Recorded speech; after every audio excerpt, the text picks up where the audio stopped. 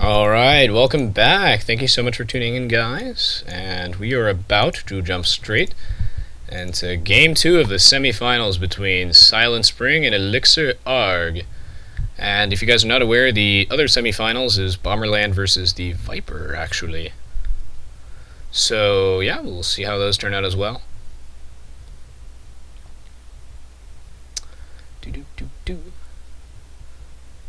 Alright.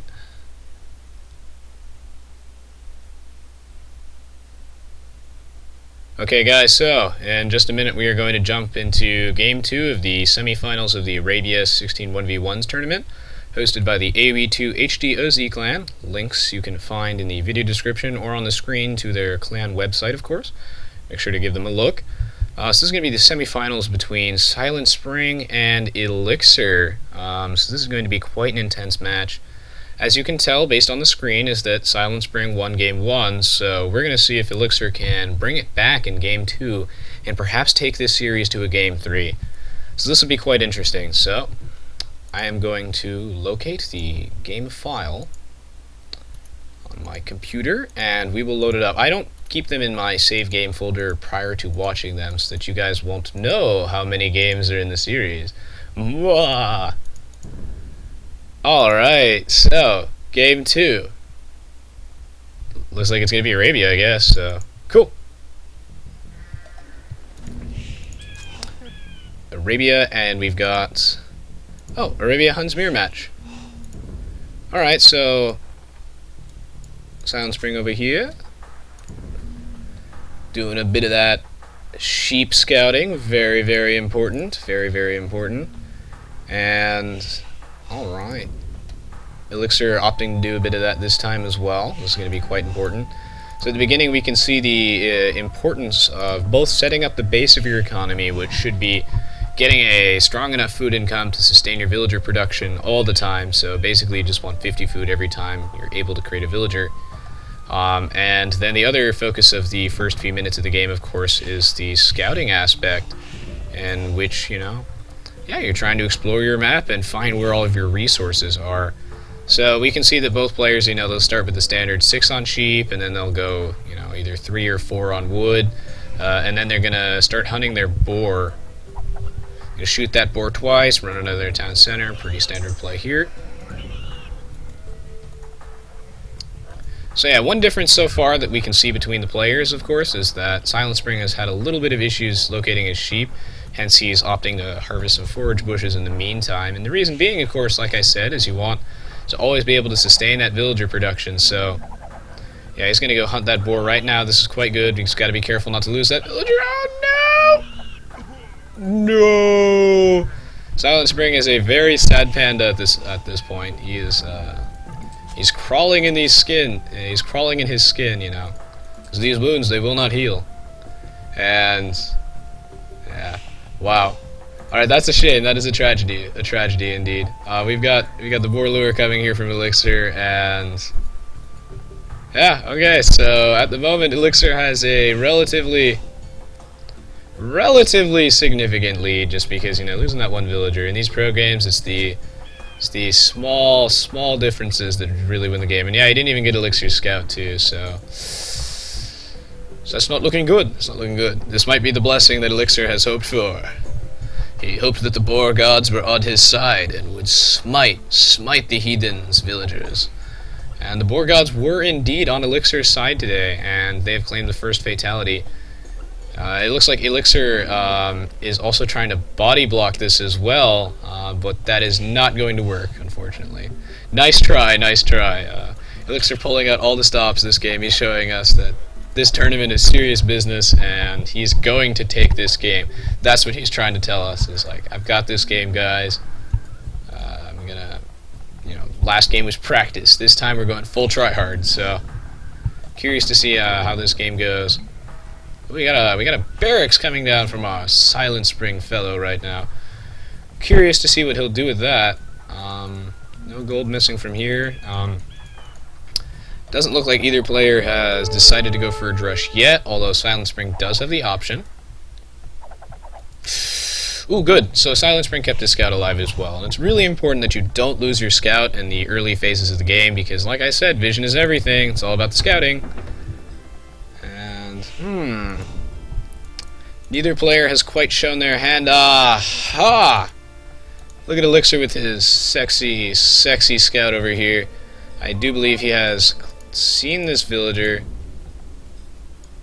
He has not seen this villager. Okay, that is tragic. Anyway, so scouting is extremely important because if Elixir double-check this gold mine, and I'm sure he'll swing by again and check how much gold's left on each of them. If there's 10 gold missing, you know what that means. Militia! That means it's a Dark Age Drush. So, Dark Age Drush. So, it's 10 gold missing. The 3 militia are coming. Because, yeah, you know, like I said, when you research Loom, you got 50 gold left. Militia costs 20 gold apiece. You're going to need an additional 10 gold. So, of course, no point in building a mining camp here. Such a waste for only 10 gold early on. And yeah, so I don't think Elixir has scouted this barracks yet either. That is tragic. He's going to, right about now... Okay, no he's not. He's actually going to throw his scout away for free without actually scouting the barracks. Oh no! Okay. So we got the quick drush coming out here from our Silent Spring fellow. Elixir has no idea. He's playing blind now. He threw his scout away for free. And he never even saw that gold miner or the missing 10 gold. Ugh, that's not good. And these deer hunters are going to be in a vulnerable position if the militia go that way, but he's probably just going to go straight for this incredibly vulnerable lumber camp that he just scouted with his scout. So then yeah, we got the feudal age coming up from Silent Spring right now, and Elixir is going to be a bit quicker because he did not go for a drush. And curious to see how this game goes. Curious, very curious. The drush is coming. Were those 4 villagers coming for some forward action? Yeah, buddy, this is Silent Spring showing us that he too means serious business. And he's going to start forwarding this. Really good reaction time from Elixir here, playing like an absolute boss. And he is going to make a makeshift wall off here to protect these lumberjacks. And, alright, ooh, a blacksmith. I wonder why he is putting down a blacksmith so soon. That would imply some sort of fast castle age strategy, but that's definitely not the case. Because he really doesn't have the eco for it, and he's going scouts too, which will also massively slow down any castle time because they cost so much food. Ooh, yeah, that was very quick and nice walling though from Elixir. Alright, yeah, so he's got all these scouts coming out, so it looks like he's going to do a bit of raiding on our Silent Spring fellow over here. Exploit the tech disadvantage at the moment.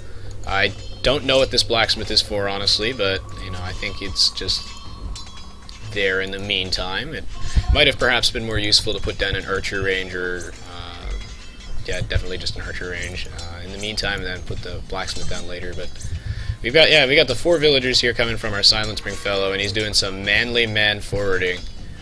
Flexing his muscles, and he's just pushing in right now. And okay, these 2 mineral deposits are, wow. Okay, this is a really smart position to put that watchtower in.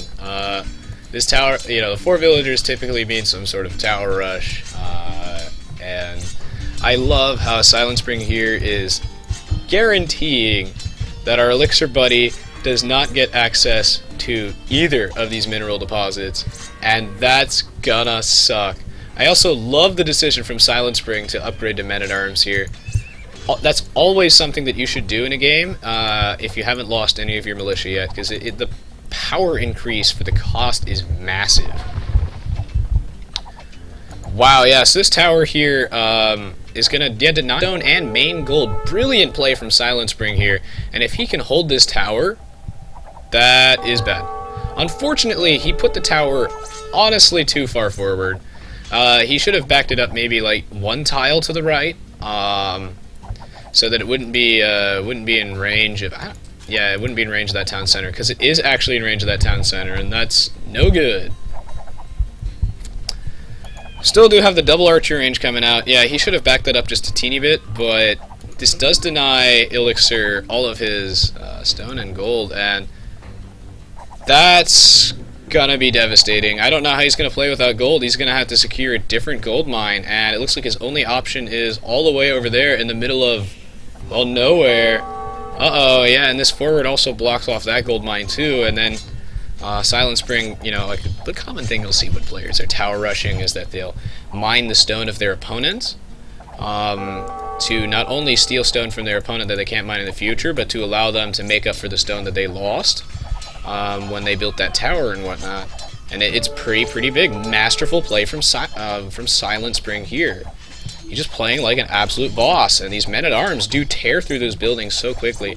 I love how he's repairing this tower too, because it doesn't matter. He's got all this free stone, and any stone that he loses, it doesn't matter, because it's not his stone, it's Elixir stone. And he's putting so much pressure on, he's wasting so much wood with these men-at-arms just wailing on that stable, forcing him to repair it. Oh my goodness, I do like how Elixir is putting a watchtower on his side. He's really trying to defend this as best he can. But, I don't know, he's in really big trouble. He has no access to anything that isn't stone or gold related. And the decision, like, Silent Spring did his scouting, and the decision to forward here was absolutely brilliant. And yeah, just he saw that these two main mineral deposits were right next to each other, and he exploited it to its fullest. And wow, he is doing so much damage to Elixir's economy by forcing him to constantly repair that stable. Costs him a little bit of wood per second, and that's not good. That's not good at all. He's going to need that wood, and yeah, Elixir is just starved right now. This is looking really bad for Elixir, especially because Silent Spring has double his population. And yeah, Silent Spring actually has access to, like, minerals. Here's a smart thing that Silent Spring has opted to do. Is he made a spearman at his base. And it's important that you do this so that you can patrol it around and protect your exterior villagers, like the ones near lumber camp and minerals, from raiding from scouts. And this is even smarter because he knows that Elixir actually made some scouts. And I do like how he has some forward spearmen too, because yeah, he opened with a stable. Pretty standard transition into a double archer range here from Elixir. The idea is that you don't want to keep wasting units that cost too much food if you plan to get to the Castle Age this millennium. Unfortunately for him, though, since he has no access to gold, he's gonna actually be skirmishers. And skirmishers are not good against men-at-arms. That's not gonna be good. And yeah, you'll notice that Silent Spring has not heavily committed to men-at-arms, and that's a mistake that many new players make, is overcommitting with them, because they cost an awful lot of food. And again, you do want to get out of the feudal age at some point, that's for sure. And ooh, yeah, also really great play from Silent Spring here. He's just slipping in the back of this wood line, and he's just gotta zone out all of those villagers. The lack of gold here is so incredibly significant for Elixir at this point, because he can't even get fletching on his guys or anything. He can't make any archers, and he can't advance. Like, he's basically screwed. Sure, he can build a market and start selling things, but he is just pincered in. This is exactly what happened last game. Silent Spring is a master at map control, and I do love Elixir's decision here. Very good play from Elixir, and just great play from both players here. Elixir has desperately pulled off a crapload of villagers, and he took out that watchtower, and sometimes you just have to do that. He cannot let that watchtower stay up here. It is an absolute GG if he let that stay up. I also do like how he's going, he's going full Rambo, and he's gonna stab and thwack this archer range until it all falls down. And that's good, because he's gonna get this, and he's not gonna lose. No, he's not gonna get this. Okay, so perhaps that wasn't the best move. Although getting the, he knew that Silent Springs, most of his guys were over here. That getting that watchtower down was incredibly important. If Elixir does not secure these two mineral deposits, it is GG. So he's gotta absolutely do that. I'm not confident that he'll really be able to do that. As we've already established, the population difference between the two players is relatively significant. Silent Spring wins games by surrounding his opponent and taking map control. He's not necessarily going to kill you at any point, but he's going to keep you contained in a small little bubble, and it's map control that really wins games. Elixir is getting super desperate because he's pulling off all of his villagers, and these villagers might as well be idle. Huge economic damage here from our Silent Spring fellow, and Elixir is in trouble. Ooh, but he might be able to win this fight with these villagers. It's hard to say, but those men-at-arms are really doing work, and they're a really underrated unit, honestly. Not enough players really utilize them. If your Drush actually is basically untouched, there's no reason why you shouldn't just get that men-at-arms upgrade and make them extremely potent early-game fighting force. Yeah, so Elixir is going to, playing this really well, reminding us that villagers pre-Castle Age are just a really strong physical fighting force. Sure, it cost him a lot of his economy having to pull all those off the line, but if he can somehow secure his gold and stone back, then this game isn't over. And yeah, he's prioritizing taking out this archer range, which I do think is smart. You know, he's got to watch his villagers, of course, because he's got to get rid of this forward. He has to get the control of those minerals back. Alright, wow, so the game's looking extremely close here. Elixir handling this like a pro. And, you know, Silent Springs did so much damage to Elixir with this. I mean, like, having to force all of these villagers off the line is really significant. And yeah, okay, it looks like Elixir will actually be able to get control back of his base. Ooh, we have a stable with scouts here, so it looks like Silent Spring is saying, you know, I'm okay with staying in the feudal age a bit longer because he knows he has a really big economic advantage right now, just because he has access to these minerals, and he wants to raid a little bit more. And yeah, I'm okay with this decision, although in his case I probably would have gone to the Castle Age just because I would know that my opponent will never be able to get to the Castle Age like anytime soon because of his lack of any minerals. And wow, he has so many guys inside this archer range. And yeah, if you're wondering why he went scouts, it's not just for raiding, but the fact that scouts combined with men-at-arms, these skirmishers will do literally nothing. Like these men-at-arms and scouts only take 1 damage from these skirmishers, and Silent Spring showing us his mastery of unit counters here, and sure, he's finally going to lose this archer range, but Silent Spring coming back in with the huge eco damage, and Elixir is in trouble. Huge trouble. Oh my god. Yeah, if you're wondering why Elixir is just going like really heavy on stone right now, it's because he knows that he needs to put a defensive tower here to secure this. He knows that he absolutely has to do this, and really smart play on Elixir's part, getting some spearmen out right now, so that he can deal with those scouts, because those scouts are just going to eat his skirmishers, and oh no, it looks like Elixir has been routed in this battle, and that might actually be all she wrote. That could be GG actually, because he has lost the minerals again, and Silent Spring has shown us his absolute mastery of Age of Empires right now. He's playing really well. Sure, he lost those scouts for free, but he is just, like, he is so good with holding that map, just the map control in general, and denying his opponent resources. That's going to really be the deciding factor in this game. Sure, Elixir's not out yet, but he's just taken so much damage. This is huge. Perhaps he can get a defensive tower out. Now is his only chance. Either he gets the defensive tower out now, or it is over, because Silent Spring is almost in the Castle Age. And then, yeah, you know, Silent Spring has shown us clearly that it's knights this time. It is knights. He's got the perfect economy for this, you know, that he's really heavy on gold, and he's got a bit of extra food as well, so that he can just go knights, and, you know, he's got the level 1 defense upgrade for knights as well, which you want, so you can resist that town center fire a bit, and just be a little more aggressive with your raiding. Always got to prioritize those defense upgrades on your melee units, and wow. I say he's finally secured these mines, but, you know, Elixir has recognized that the Castle Age, he can't compete with that. He's not going to be able to get the Castle Age anytime soon, especially if you compare their resource count. It's just, yeah, he hasn't mined any gold at all, really, this game. I don't think he's actually mined any gold at all, but we can double check in the achievements. He may have mined like 1 or 2.